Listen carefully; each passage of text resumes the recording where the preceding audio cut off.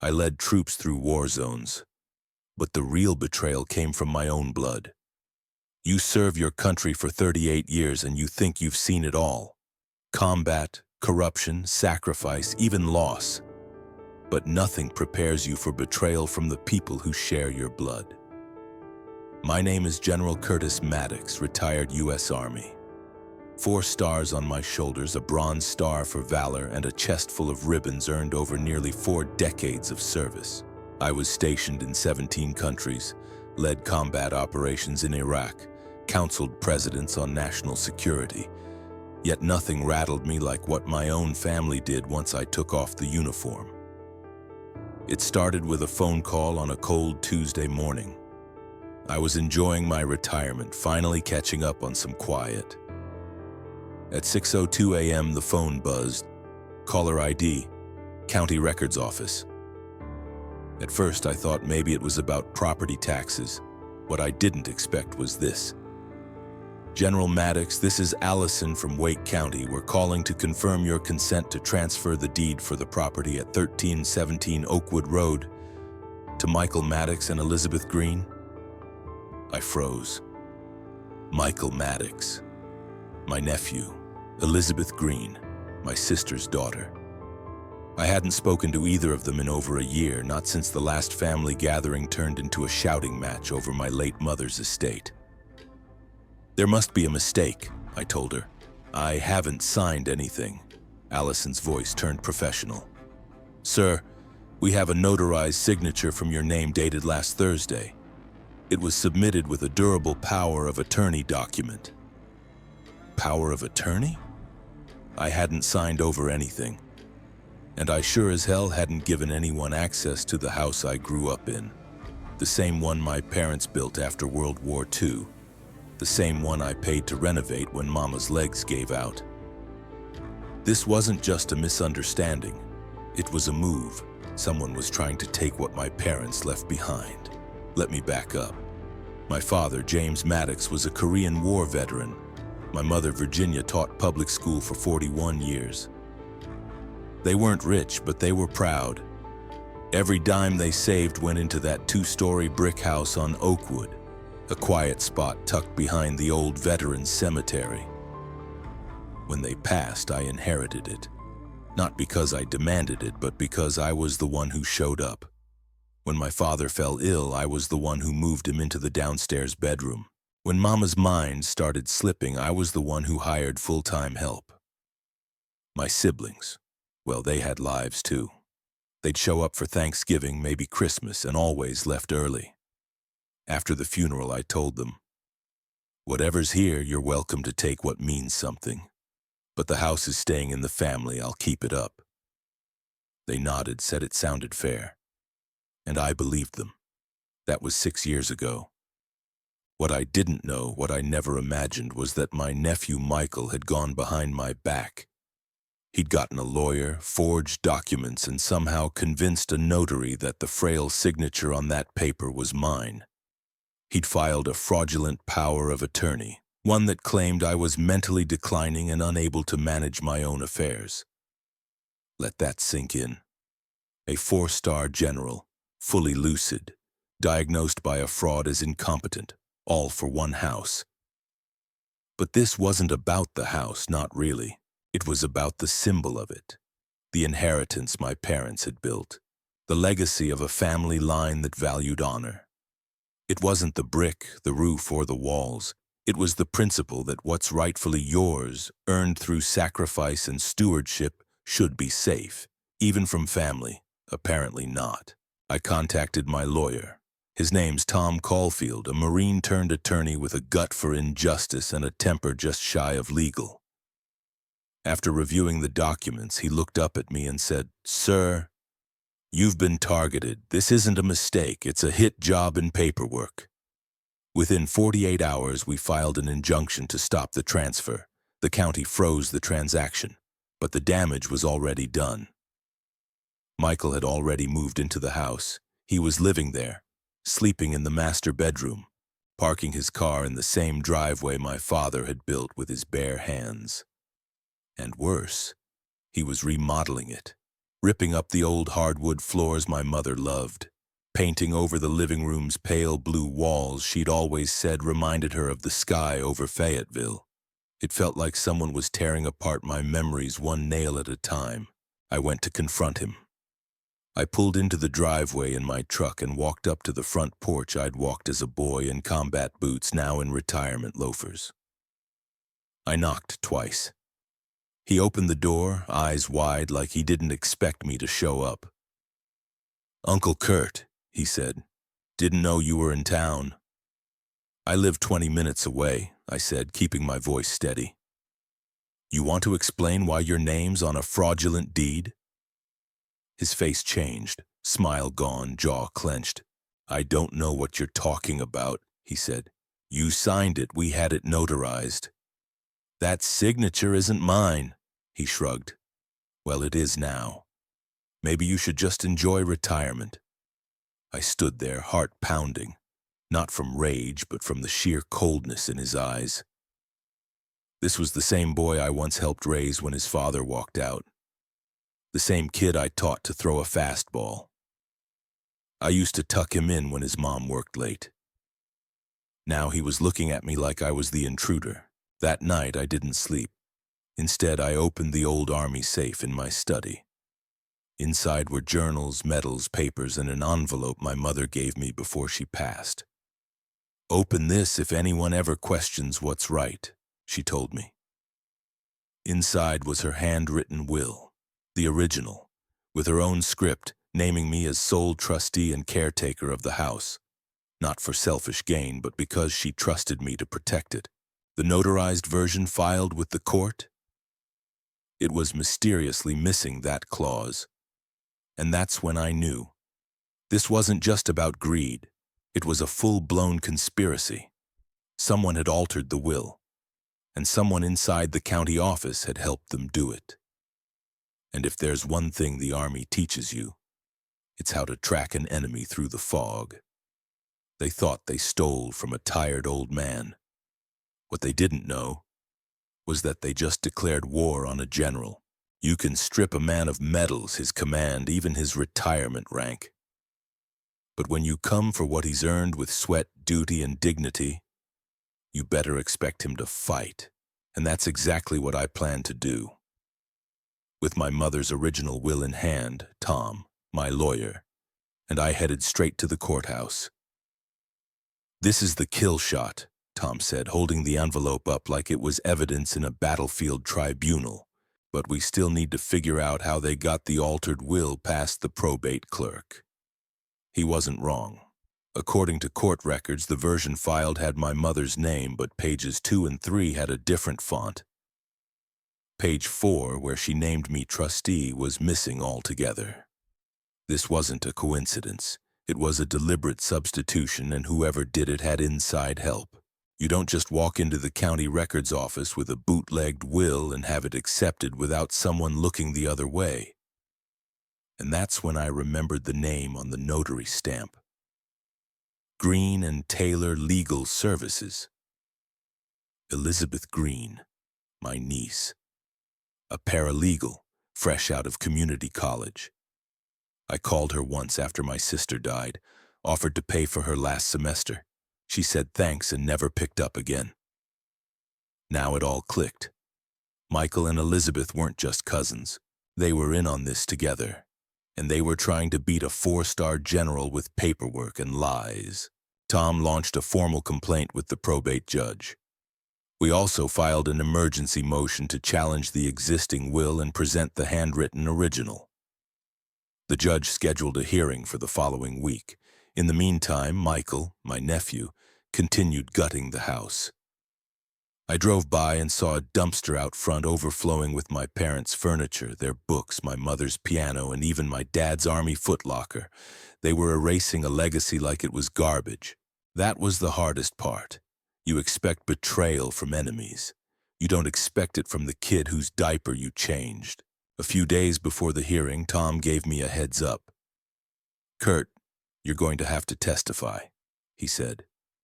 "I've testified before Congress," I told him. "You think I'm scared of a judge?" He smiled, but he knew it was different. Because this wasn't about foreign policy or troop movements. This was about family, about emotion, about memory, and it was personal. Tom coached me through the strategy. Step 1. Present the original will and explain its chain of custody. Step 2. Highlight the suspicious inconsistencies in the filed version. Font mismatches, signature misalignments, missing pages. Step 3. Undermine Michael and Elizabeth's credibility by showing their financial motive and timeline of behavior. Step 4. Call a surprise witness who could confirm my mother's intentions. That witness? Miss Reba Porter. Miss Reba was my mother's best friend, next-door neighbor for 37 years, choir partner, Sunday night domino rival. She was sharp, funny, and didn't trust a soul who drank boxed wine. When I called her and asked if she remembered Mama writing a second will, her answer was instant. Honey, your mother wouldn't even change her coffee brand, let alone rewrite her will. I asked her to testify. Baby, I'll wear my best pearls and tell that courtroom everything, she said. Even bring the photos I took of her signing the original. You know how she loved to do things proper. Game on. The day of the hearing, I wore my uniform. Not out of arrogance, but as a reminder. A reminder to the judge, the bailiff, the clerk, and even to Michael, sitting smug in the second row, that I had spent my entire life defending laws, not exploiting them. When I took the stand, I didn't choke up. I didn't lose my temper. I spoke like a soldier, calm, clear, direct. I did not sign over my power of attorney. I did not alter my mother's will. And I sure as hell did not approve of these actions taken behind my back, I said. This isn't just a legal manipulation. It's a moral violation. Tom submitted the original will into evidence. He also presented a timeline, emails, texts, even surveillance footage from the notary office that showed Elizabeth walking in with Michael. Alone. No elderly general, no signature witness. Just two people with a forged document and a plan. And then we brought out Miss Reba. She waddled up with her cane, gave the judge a polite "Mornin', Your Honor," and laid out the truth in that charming southern twang. I was there when Ginny signed her will. I took pictures. I helped her staple the pages together, numbered and everything. She said she didn't trust online documents 'cause they let liars win. Laughter rippled through the courtroom. Michael turned red. Elizabeth stared at her shoes. Reba handed over the photos. The timestamps matched the original document we brought. She even had a handwritten note my mother left her as thanks. To Reba. Thanks for helping me seal this tight. I know Curtis will do right by the house. The judge's face changed. You could see it. He knew, but the opposing counsel, a slick young guy in a $3,000 suit, tried one last move.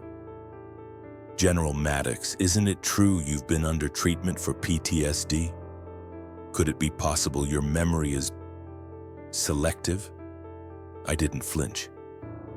I spent 38 years defending this country, sir. I've led battalions, buried friends, and survived 4 deployments. My memory's not the issue. Your client's fraud is. Silence. Then the judge leaned forward and asked the other side, do you wish to continue this line of questioning? They declined, because they knew they'd lost. After the hearing, as I stood outside the courthouse, Michael walked up to me, alone. You didn't have to go nuclear, he said. I looked him straight in the eye. You declared war the moment you used my name to steal from the dead. He opened his mouth but had nothing to say. I walked away. And for the first time in years, I felt like I was standing on solid ground again, but the battle wasn't over. Because while the judge agreed to temporarily restore the original will pending verification, Elizabeth had already filed for emergency control of the estate in a different county. This thing wasn't over. They were moving fast.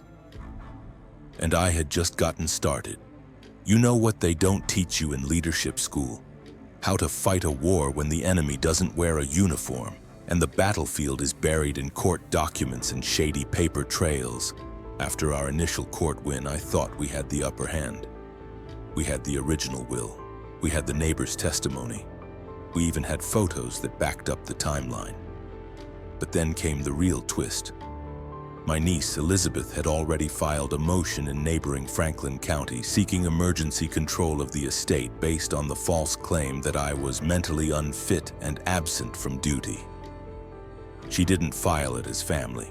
She filed it as a legal professional, using her status as a licensed paralegal to push the documents through quickly, claiming she was acting in the best interest of an incapacitated relative. I wasn't just angry. I was stunned. This wasn't desperation. This was a strategy. They knew Wake County had enough scrutiny, so they tried an end run in a neighboring county, hoping no one would connect the dots. They were exploiting a loophole, but I had no intention of letting that loophole close around my neck. I asked Tom what our options were. He rubbed his temples and said, "We're dealing with something deeper here, General. This isn't just greedy family, this is someone abusing the system and possibly getting help inside the county office."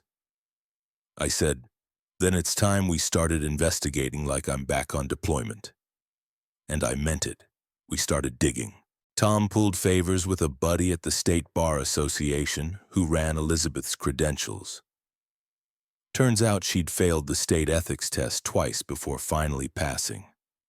And even more interesting, her application listed a mentor, a certain Joseph T. Collins, a probate clerk for Franklin County. It was the same name on the stamp used to fast-track her emergency motion. That was our break. If we could show collusion between a clerk and a paralegal, we'd have grounds for not just a dismissal, but possibly criminal charges. But there was more. Tom's intern, sharp kid named Reggie, cross-checked filing times. He found something damning. Elizabeth's motion in Franklin County was time-stamped 48 hours before we even filed in Wake County, meaning she had prepared the move before we even entered the fight. She wasn't reacting. She was planning a hostile takeover. I sat back in my chair, feeling something I hadn't felt in years. That cold sense you get when you know you're being surveilled or flanked, when someone out there is 2 steps ahead of you. And that's when I realized this wasn't about the house anymore. They were after everything. I went home and started pulling records. Old insurance policies, my parents' retirement accounts, bonds, safety deposit box logs. Sure enough, over the past 6 months, Michael had tried, unsuccessfully, to gain access to several of those assets by presenting copies of a fake durable power of attorney, the same document they used to try to seize the house. They weren't after sentimental value, they were after cash, and they were willing to declare me unfit to get it. I stared at the ceiling that night, wondering what my father would have done. Then I remembered something he told me during my first deployment. The enemy always starts with the quiet places. You defend those first, or you lose everything. The quiet place in this case was my name, my credibility. They were trying to quietly erase my standing so the rest of their lies would stick. Time to fight fire with truth. Tom and I filed a multi-county injunction, citing fraudulent legal filings and collusion between a paralegal and a probate official. But Franklin County pushed back hard. Judge Simmons, the circuit court judge there, denied our injunction and scheduled a hearing in 30 days, more than enough time for Elizabeth to drain accounts, alter more filings, or push through another will revision. We needed a faster plan. Tom said, "We can't stop this with paperwork. We need to expose it." So I reached out to someone I hadn't called in years. Colonel Jeffrey Raines, now retired but once head of Army Public Affairs and now a producer on a major veterans news program. I told him everything. He said, "Kurt, this is the kind of thing people need to hear. You okay going public?" I said, "I served under 4 presidents. I've testified behind closed doors. But for this, yeah, I'm ready to speak publicly." 1 week later, my story aired in a 7-minute segment on Veterans Voices, a national syndicated show for retired servicemen. They titled it, "A General Betrayed: How One Hero is Fighting His Own Family in Court." The internet exploded, veteran groups rallied, viewers were furious. Military forums called it an ambush on a national treasure. Within 48 hours, pressure on the court mounted. And then something unexpected happened. A whistleblower stepped forward. An anonymous email arrived in Tom's inbox. It was from a county records employee in Franklin County. The subject line, "You didn't hear it from me." The body of the message, the documents were pre-approved. Collins stamped them without verification. I've seen multiple filings like this pass through in the last 12 months. They're doing this to other veterans too. Check the probate fast-track log for case number 2418R. Good luck. We checked the log, and that's when we uncovered the full scope. Case the number 2418R was a Vietnam veteran, his house seized under the exact same pretext. Another claimed dementia, another forged signature, another family member with connections in the county clerk's office. It wasn't just personal anymore. It was a pattern. This was exploitation at scale. We turned it over to the Attorney General's office. By then, we weren't just fighting for my family's honor. We were fighting for every veteran who'd been manipulated by shady paperwork and greedy relatives. But even with the AG involved, Elizabeth and Michael weren't backing down. In fact, they doubled down. They hired a high-priced DC firm and issued a public statement that read, "General Maddox is a beloved figure, but even heroes can experience cognitive decline. We only acted in his best interest." They were painting me as demented in front of the whole nation. It was slander. But worse, it was working.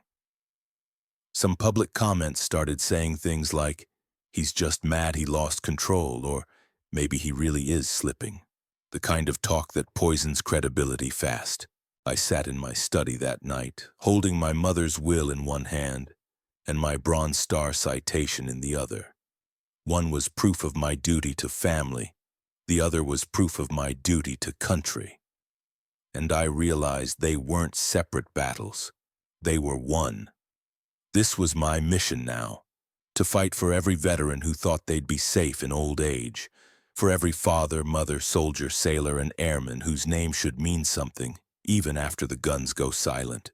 They picked the wrong man to erase, because I was just getting started. There's a moment every soldier faces when the battle turns. Not when the bullets stop, but when the mission shifts from surviving to winning. For me, that moment came the morning the State Attorney General's office called. They were moving forward with a formal investigation, not just into my family's actions, but into a broader pattern of elder exploitation across 2 counties.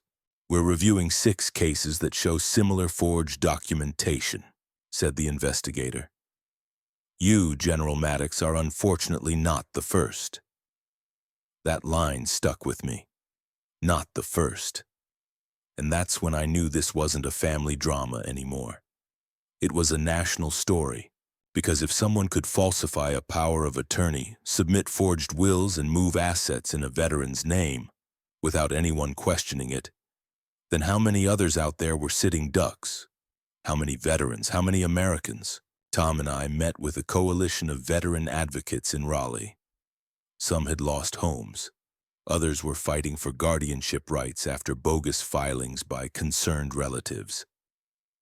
One Navy vet, 78, said his daughter tried to place him in a care facility just so she could sell his fishing cabin.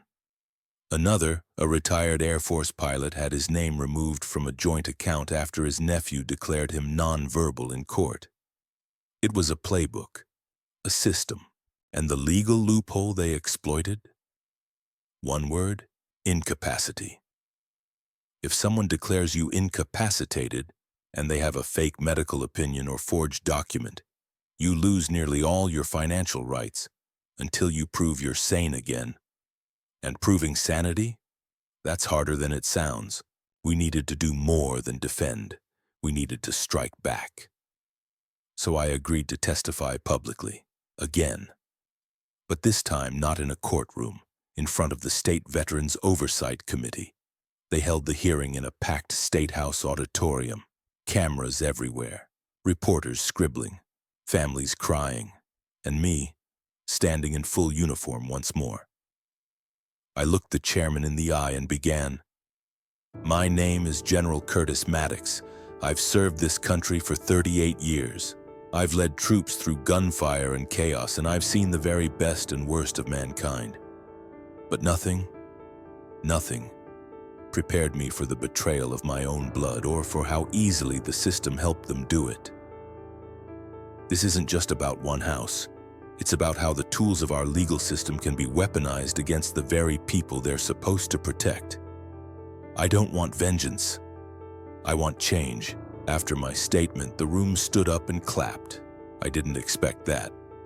What I didn't expect even more was who showed up after. A tall man in a clean-pressed navy blue suit walked over. His voice was calm but commanding. "General Maddox, my name is Major General Kenneth Sloan. I run National Veteran Affairs at the Pentagon. We've been watching your case closely." He reached into his briefcase and handed me a sealed document. "This is a federal request for sworn deposition. We're opening a military legal inquiry into multi-state elder abuse, starting with your testimony." I shook his hand and said, "Then let's bring them all down." Meanwhile, Elizabeth and Michael were squirming. After our public exposure, their lawyer filed a motion to delay all proceedings, citing emotional trauma from being portrayed unfairly in the media. Their crocodile tears didn't work. The judge not only denied the delay, he issued a subpoena for all communications between them and the Franklin County clerk. Emails, calls, chat logs. Tom grinned like a kid on Christmas morning, and oh, what a gift it was. The emails revealed everything. Michael had written to Elizabeth months earlier. "If we time this right, we can slide the paperwork through Franklin and then file the updated will before he even notices. No way the old man will be able to fight it." Old man. That was what I'd become to them. A barrier, a relic. "And Elizabeth?" She responded, "I already talked to Collins. He said as long as we check the right boxes, he'll push it through. Even joked about how many vets fall for this crap. That one made my blood run cold. Not just for me, but for every name they laughed at, every family they stole from." Tom filed a formal complaint with the State Disciplinary Board. Within a week, Collins was suspended pending investigation. Elizabeth lost her paralegal license. And Michael? He went dark. Stopped returning calls. Disappeared from the house. We found out later he tried to quietly sell it to a developer under the LLC name MB Estates Holdings. But the sale was blocked, thanks to our injunction. Too late, Michael. The walls were closing in. At the final court hearing in Wake County, I brought the original copy of my mother's will again. The judge didn't even need to review much. He ruled the altered version null and void, reinstated me as sole trustee, and referred Michael and Elizabeth for criminal fraud investigation. But the victory didn't feel sweet. Not really. I looked over and saw Michael sitting there, my nephew, the same kid I once taught to ride a bike, being handcuffed by court deputies. I felt anger, but I also felt something else, a kind of heartbreak no metal can mend. Outside the courthouse, I stood at the steps where it all began. A reporter shoved a microphone in my face. "General Maddox, do you have anything you'd like to say to other veterans watching this?" I paused, looked straight into the camera. "Yes. If you've served this country, don't think for 1 second you're safe just because the battle's behind you. The fight for your name, your legacy, that's still very real. So stay vigilant, ask questions, and don't be afraid to speak up when something feels wrong." I walked away. But I knew it wasn't the end. Not for me, not for the others. Because the scars of betrayal don't heal overnight. But justice? Justice leaves a mark of its own. You don't come back from war without scars. Some you can hide. Faded shrapnel marks, a bum knee, the kind of stuff old soldiers joke about over bourbon. But others? The ones your own family gives you? Those never fade. The courtroom victory was official. The forged will was tossed out. I was reinstated as the rightful heir and trustee. Michael and Elizabeth were facing criminal charges. But that didn't mean things went back to normal. When someone violates your trust so deeply, there is no going back. There is only forward. The house on Oakwood Road stood quiet when I returned. The windows were still covered in the blackout curtains Michael had hung. The floors were stripped raw, the wallpaper torn. My mother's piano gone, sold off to some stranger who probably never knew she could play Blue Moon by ear. But the bones were still there. The memory was still there. And most importantly, the mission was still there. I made a choice. I wouldn't keep the house just for me. I would rebuild it for others like me. I founded a nonprofit called Legacy Shield, with the mission of protecting elderly veterans from legal exploitation and helping them defend their estates, their homes, and their dignity. It started with just a desk, a laptop, and a few angry retirees willing to volunteer. But within 6 months, we had a staff of 12 and legal partnerships in 5 states. We set up a 24-hour veterans fraud hotline. We published a field manual, Defending Your Legacy, written in plain English with step-by-step guidance on avoiding guardianship abuse and estate manipulation. And we funded emergency legal support for 3 veterans who, like me, were nearly erased by forged paperwork and greedy kin. But I didn't do it for praise. I did it because I kept hearing my mother's voice in my mind. Kurt, your name is your legacy. Guard it the way your father guarded his post.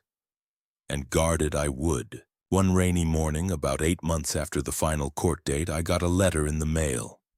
No return address. Inside was a single sheet of notebook paper, folded twice. The handwriting was shaky but familiar. It read, "Dear Uncle Kurt, I was wrong. I see that now.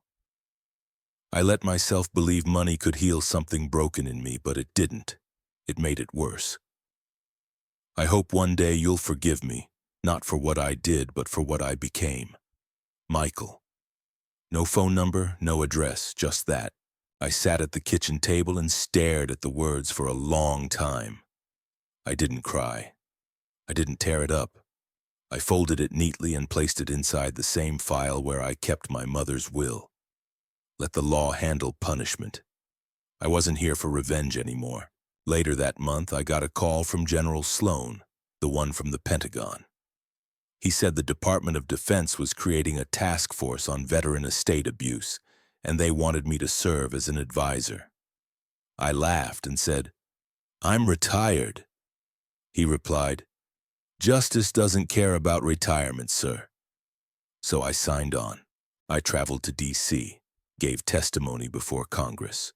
I helped draft model legislation to close loopholes in power of attorney filings. I met widows, wounded warriors, former medics, supply clerks, even cooks, each with stories just like mine. They weren't looking for sympathy. They were looking for justice, and they finally had someone fighting for them, not with bullets but with truth. One evening during a Legacy Shield fundraiser, a young woman approached me. She looked nervous, barely 25. "General Maddox?" she asked. "My name's Lacey. My grandfather was Staff Sergeant Harold Green. You saved his name." I didn't recognize the name. She pulled out a folded court order. His guardianship had been revoked thanks to evidence we submitted from our hotline. He's back in his home now, because of you. That's when it hit me. This wasn't just about one general's fight. This was about thousands of veterans whose stories were still unfolding, whose dignity had to be preserved, whose name still mattered. I went home that night and poured myself a glass of bourbon. Sat on the back porch of the house that nearly slipped away. I watched the sun dip below the trees, and I thought about my mother's last words to me, whispered in her final hours. "You've always stood tall, Curtis. Don't ever bow, not even to blood." And I hadn't. I stood. I fought. And I built something that would outlive me. But there was still one final piece of this story left to write. Because while justice had been served, the war wasn't over. There's a saying in the Army. You don't retire, you just change posts. Well, I thought I'd done my duty. Fought the fight. Won the battle. Started something good with Legacy Shield. But fate wasn't finished with me. One afternoon, nearly 2 years after the courtroom victory, I received a call from a number I didn't recognize. I almost didn't pick it up, but something told me to. General Maddox? Yes. This is Special Agent Dwyer with the Office of Inspector General. We believe you may be connected to a larger case involving estate fraud and organized legal manipulation across 5 states. We'd like to brief you. My grip tightened on the phone. It was happening again. Agent Dwyer showed up at my home that weekend with a briefing folder. Inside were names, dozens of them. Veterans from World War II, Korea, Vietnam, the Gulf, widows, senior NCOs, officers. People who, just like me, had their names and property stolen out from under them through the exact same tactics. False power of attorney documents, altered wills, clerks looking the other way, or helping for a cut, and in the center of it all, a single consulting firm, Green & Taylor Legal Services, the same firm my niece once interned for. I leaned back in my chair and stared at the documents. Agent Dwyer said, "You're not just a victim, sir, you're ground zero. We think your case is what started to unravel the entire thing." I asked, "What do you need from me?" He replied, "Your story, your voice, and your name. Veterans listen to you, judges listen to you. If you're willing to speak out again, we might just be able to shut this whole thing down." I said the same thing I'd told my men overseas more times than I could count. Tell me where you need me. And so, at 68 years old, I put on the uniform one more time. Not to fight with weapons, but with witness testimony. I toured the country, sat down with state attorney generals, spoke on Capitol Hill, appeared on national media, CNN, Fox, NPR, even a feature on 60 Minutes. Everywhere I went, I told the same story. They didn't just steal a house. They tried to erase a name built over a lifetime of service. And if it can happen to a general, it can happen to anyone. I was blunt, unapologetic, maybe even a little confrontational, but I wasn't there to be liked. I was there to be heard. 3 years after the first forged document landed on a county clerk's desk, a grand jury indicted 17 people tied to a nationwide elder exploitation scheme. 2 clerks were disbarred. 6 lawyers were stripped of their licenses. Over $4.3 million in stolen assets were recovered and returned to rightful heirs. And that little nonprofit I started from my living room. Legacy Shield now has offices in 22 states. We set up scholarships in my mother's name for legal students studying elder law. We created a Veterans Honor Housing Initiative to restore homes stolen by fraud. And we launched an annual award called the Guardian Medal, presented to one individual each year who fights to defend the legacy of veterans. I was the first recipient, but I declined. Instead, I handed it to Miss Reba, my mother's best friend, who stood by me through it all, right down to the courtroom steps with her pearls and her truth. She cried. I hugged her. That was enough for me. And so, here I am now, a general in retirement, a veteran of 2 wars, and a survivor of a third, the war for my family's honor. Do I miss the way things used to be? Sure, I miss the sound of my mother's piano in the living room, I miss Sunday dinners. I miss believing that blood alone could hold a family together. But I don't regret fighting, because I didn't fight for revenge. I fought for something bigger. So if you're watching this, especially if you're over 60 or if you served, listen closely. Trust is earned, paperwork matters, and silence is the enemy of justice. Don't be afraid to speak up. Don't be ashamed to ask questions. Don't wait until your name is printed on a forged will to realize that legacy isn't just what you leave behind. It's what you defend while you're still breathing. If this story meant something to you, I want you to do 3 things. Hit that like button, so YouTube knows stories like this matter. Subscribe to the channel. We've got more stories of justice, honor, and redemption coming. And drop a comment below. Have you ever seen someone try to take advantage of a veteran or an elder? Let's talk about it. Let's protect each other. Because some battles don't end when the uniform comes off. Some battles are just beginning.